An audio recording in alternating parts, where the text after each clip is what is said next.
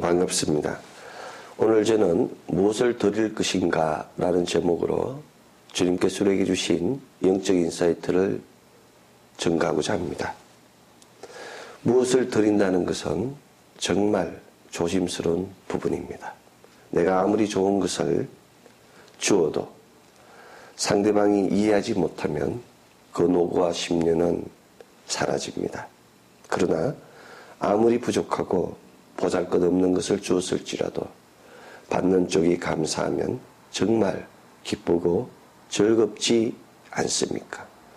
주는 자는 주어서 기쁘고 받는 자는 받아서 즐겁고, 이것이 바로 세상의 법칙이자 영적 법칙입니다. 세상의 법칙은 세상의 것을 나누고 영적 법칙은 영의 것을 나눕니다.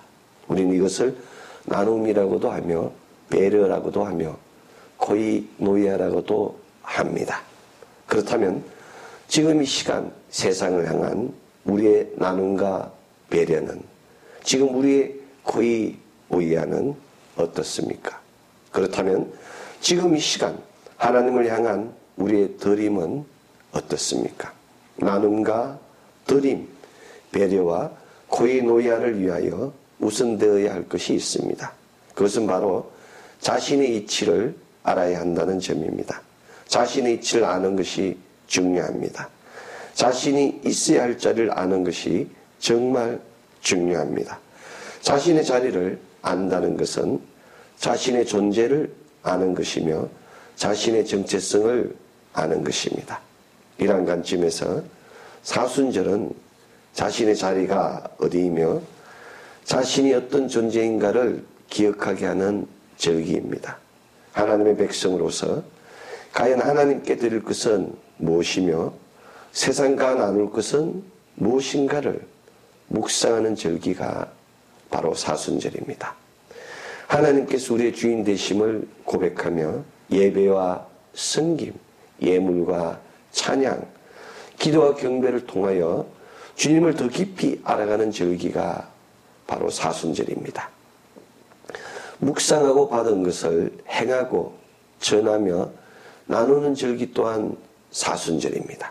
오늘 구약성서 본문 신명기 26장 11절 모세의 고백 설교는 내 하나님 여호와께서 너와 내 집에 주신 모든 복을 인하여 너는 레위인과 너희 중에 우거하는 객과 함께 즐거워할지니라고 기록하고 있습니다. 하나님께서 선한 약속을 우리에게 주실 때 두려움과 떨림으로 주심에 대한 감사가 넘쳐야 합니다. 하나님의 마르지 않는 약속의 셈에서 필요한 좋은 것들이 넘쳐나는 것을 경험하여야 합니다. 하나님께서 우리에게 우리와 우리 집에 모든 복을 주심으로 인하여 나와 더불어 우거하는 객들이 모두 함께 즐거워한다고 선포하셨습니다. 이 놀라운 축복을 경험하는 우리 되기 원합니다. 하나님을 공부하는 것은 불가능합니다. 하나님은 경험해야 합니다. 그렇습니다. 하나님을 공부하는 것보다 중요한 것은 바로 경험입니다. 이 경험이 바로 믿음을 새롭게 합니다. 믿음이 흔들리면 아무것도 할 수 없습니다. 열심히 일하지만 물질의 빈곤 속에 있는 사람들이 있습니다. 이러한 사람들은 믿음을 바꾸어야 합니다. 마음 깊이 내재하고 있는 가난에 대한 운명을 바꾸어야 합니다. 오늘 구약성서 본문 모세의 고별 설교와 같이 너와 내 집에 주신 모든 복을 인하여 우거하는 모든 객까지 즐거워하리라는 하나님의 선한 약속을 믿어야 합니다. 나는 이미 하나님께 복을 받은 사람이라는 절대 긍정의 믿음을 가져야 합니다. 사람은 마음에 가득한 것을 얻게 됩니다. 자기가 생각하고 지향하는 것을 얻게 됩니다. 절대 긍정의 믿음으로 형통의 삶을 구하여야 합니다. 이 절대 긍정의 믿음이 감사의 사람이 되며 감사의 사람이 될 때 하나님의 축복을 경험하게 됩니다. 사랑하는 성도 여러분, 이러한 관점에서 사순절을 온전히 묵상하여야 하나님께 수령해 주신 선한 약속과 약속의 본체 되시는 주님을 경험할 수 있습니다. 주님을 경험한다는 것은 은혜를 경험함을 의미합니다. 지금 이 시간 우리에게 있는 십자가, 교회, 예배, 가정, 자녀, 기업, 건강, 심지어 모든 고난까지도 은혜입니다. 은혜가 아니면 아무것도 할 수 없습니다. 은혜가 아니면 단 하나도 지킬 수 없습니다. 신명기 26장 5절은 내 조상은 유리하는 아람 사람으로서 소수의 사람을 거느리고 애굽에 내려가서 거기 우거하여라고 기록하며 믿음의 조상들은 유리하는 소수의 아람 사람임을 강조하고 있습니다. 먹고 살기 위해서 고향 땅을 등지고 애굽에 내려간 사람이었음을 강조하고 있습니다. 거대한 애굽 민족에 비하면 초라한 소수 문제가 불가했음을 강조하고 있습니다. 성경은 이스라엘 민족이 고향을 등지고 땅도 집도 먹을 것도 얻어먹어야만 했던 나그네임을 강조하고 있습니다. 우리는 나그네입니다. 나그네의 정체성을 기억하여야 합니다. 자신이 누구였는지를 기억하지 못하면 정체성이 사라집니다. 본질이 사라집니다. 그래서 마침내 자신의 행위로 모든 것을 이루었다고 누리고 있다고 자만하게 됩니다. 기억하고 기억하여야 합니다. 우리의 뿌리를 기억하고 기억하여야 합니다. 우리의 정체성을 기억하고 기억하여야 합니다. 하나님의 놀라운 인도하심과 은혜를 기억하는 자는 겸손하게 됩니다. 이 겸손을 하나님께 드려야 합니다. 그렇습니다. 우리가 하나님께 드릴 것은 우리의 겸손을 드려야 합니다.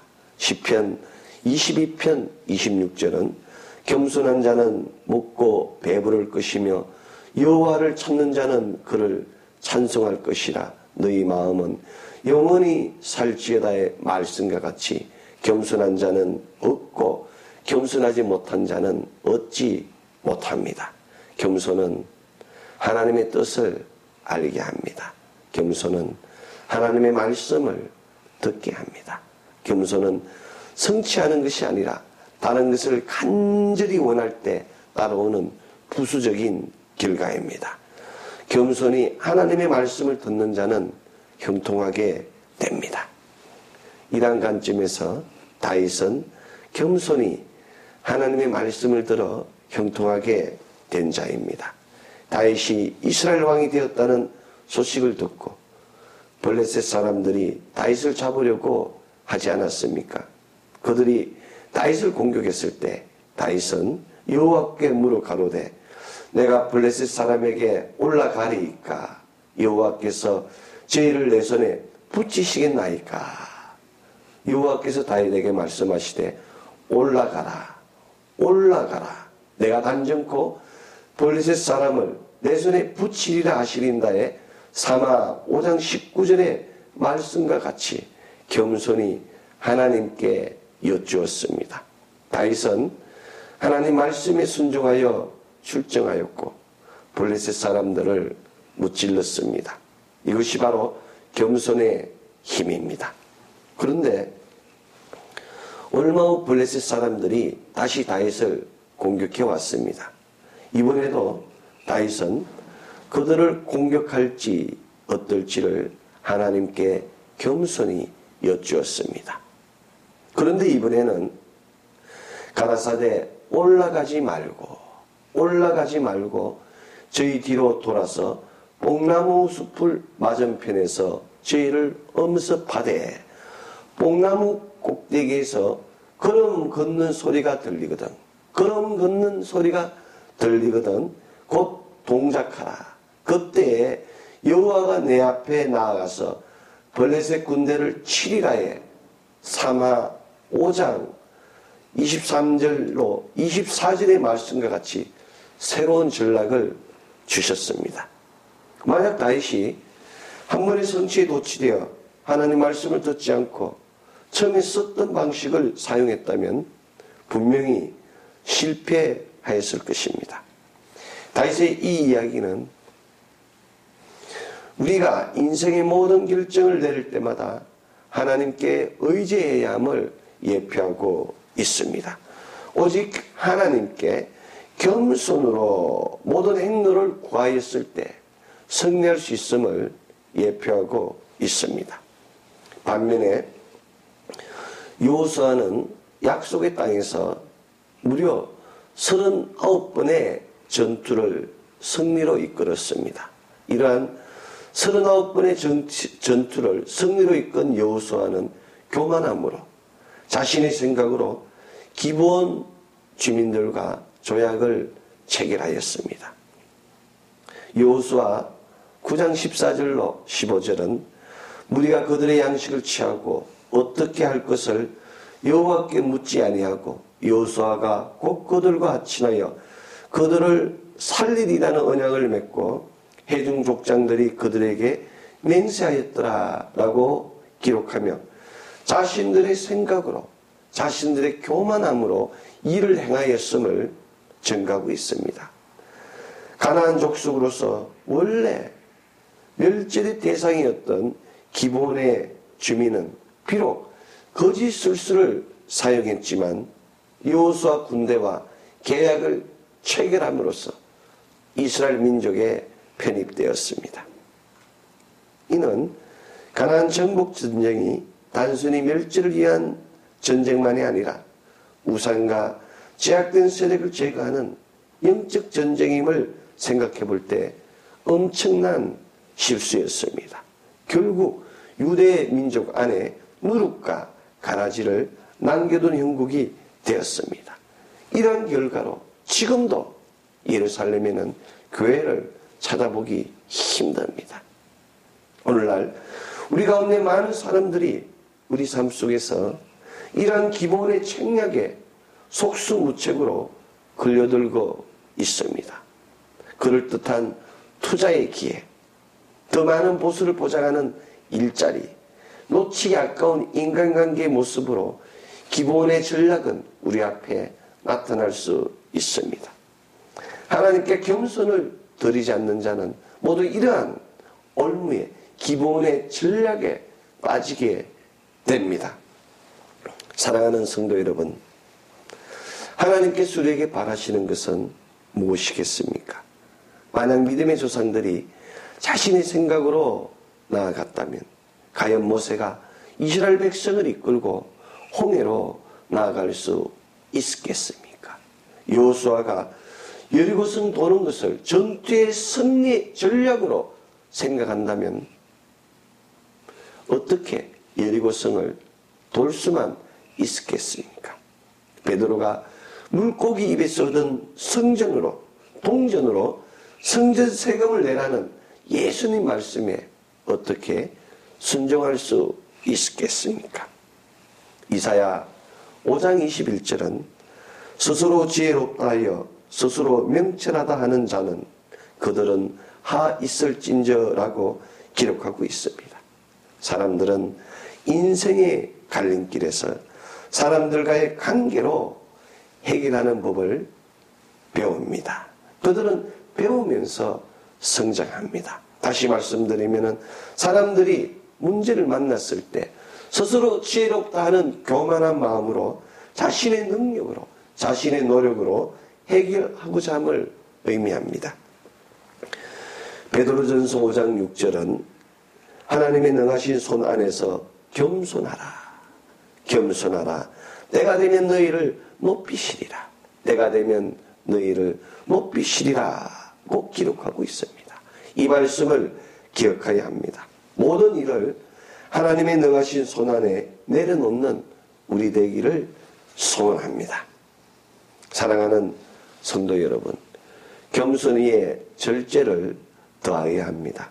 절제는 하나님의 말씀을 기다리는 인내와 같습니다.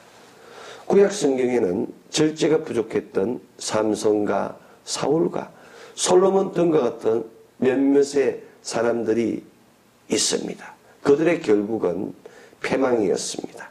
그렇다면 온전히 절제했던 사람은 누구이겠습니까? 그들은 요셉과 다니엘과 에스더와 같은 사람입니다. 그들의 결국은 형통함이었으며 그들의 결국은 승리였습니다. 절제하는 자는 승리하게 됩니다.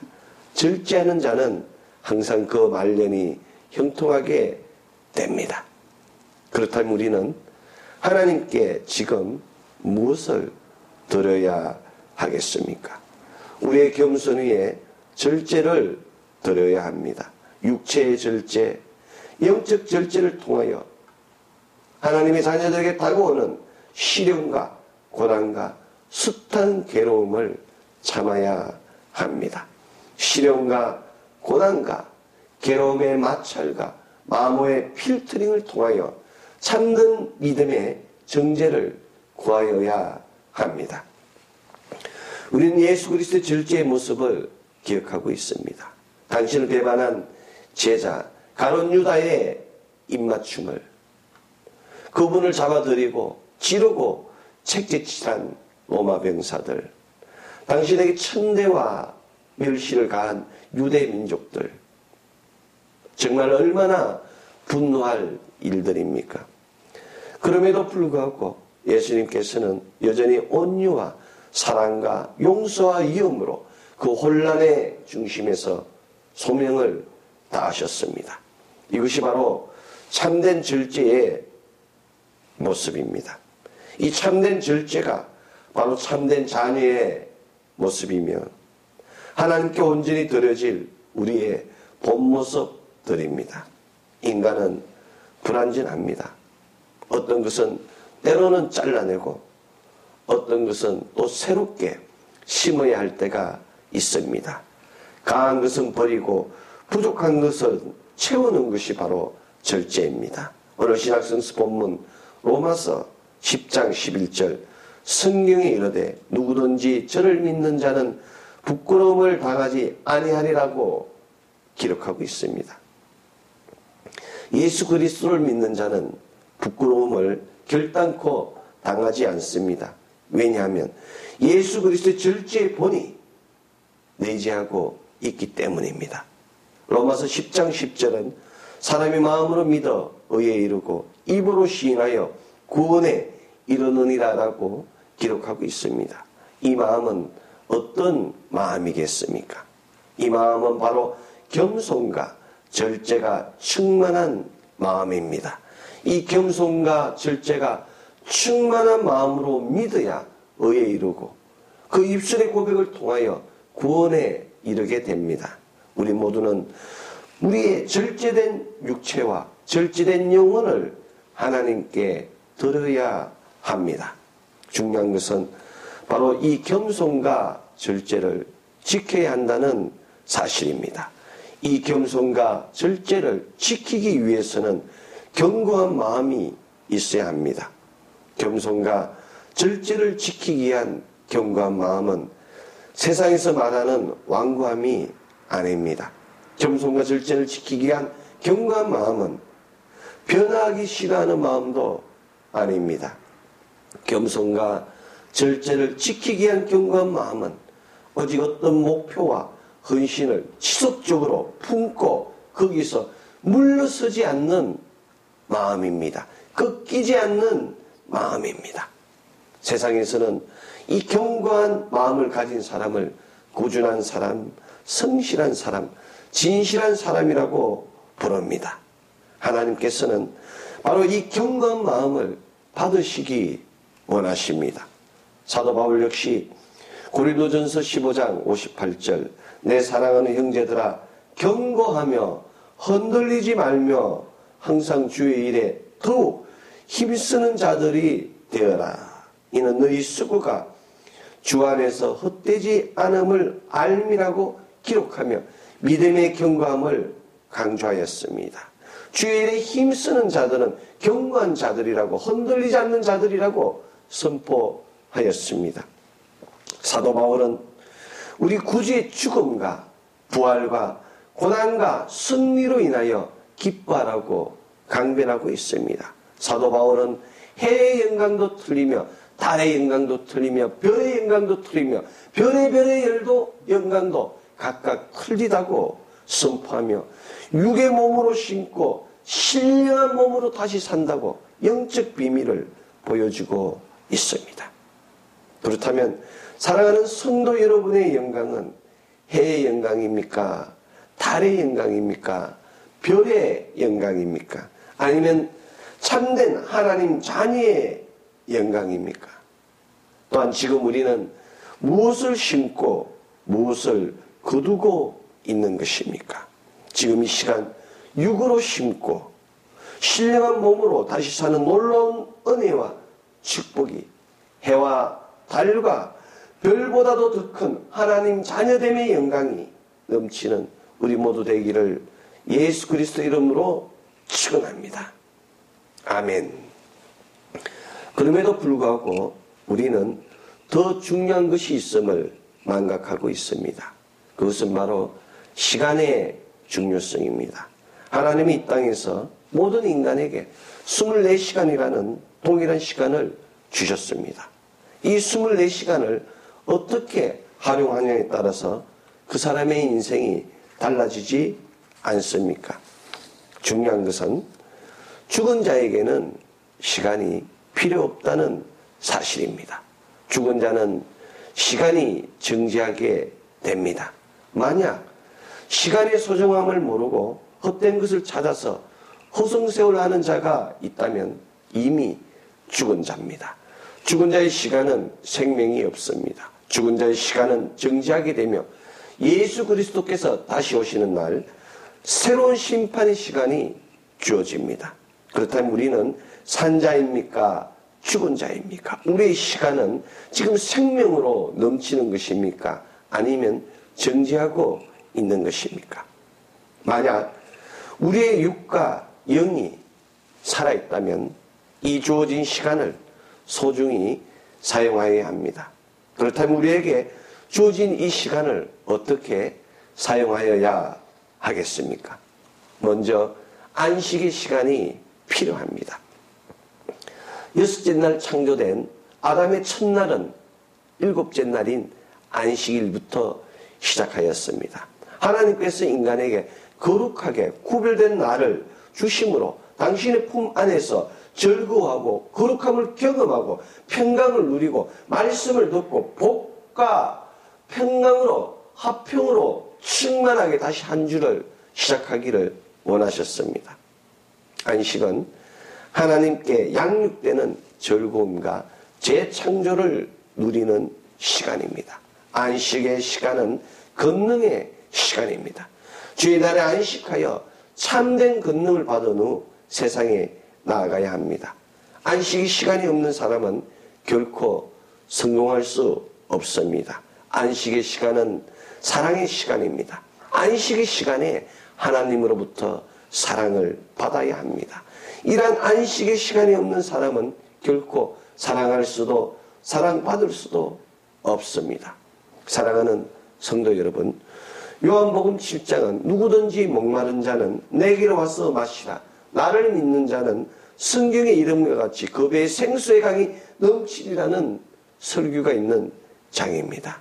그런데 이 7장 마지막 53절은 다 각각 집으로 돌아가고 오라고 기록하고 있습니다. 그런데 예수님께서는 집으로 돌아가시지 않으셨습니다. 요한복음 8장 1절은 예수는 감람산으로 가시다라고 기록하고 있습니다. 예수 그리스도께서는 소음이 많고 다툼이 있는 일상으로 돌아간 것이 아니라 하나님 아버지의 음성을 들을 수 있는 조용한 감람산으로 가셨습니다. 그리고 예수님께서 다시 세상에 나타나셨을 때는 새롭고 신선한 말씀으로 권능의 말씀으로 넘쳤습니다. 이것이 바로 안식의 시간입니다. 잠을 자고 책을 보고 즐기고 쉬는 것이 안식이 아니라 하나님과의 관계를 새롭게 하는 것이 바로 참된 안식입니다. 안식은 주님을 만나서 채우는 시간입니다. 육체적으로 편한 공간에서 쉰다고 참된 힘이 생기지 않습니다. 주님의 말씀 안에서 듣고 배울 때 참된 힘이 있습니다. 오늘 신약성서 본문 로마서 10장 11절 성경에 이르되 누구든지 저를 믿는 자는 부끄러움을 당하지 아니하려의 말씀과 같이 부끄러움 당하지 않고 승리하는 참된 형통이 주어집니다. 사랑하는 성도 여러분, 우리에게 필요한 것은 바로 이 안식의 시간입니다. 겸손과 절제, 경고함의 마음으로 하나님과의 참된 안식의 시간을 가졌을 때 비로소 우리의 영이 성장할 수 있습니다. 물질이 아닌 시간을 드리는 우리가 되어야 합니다.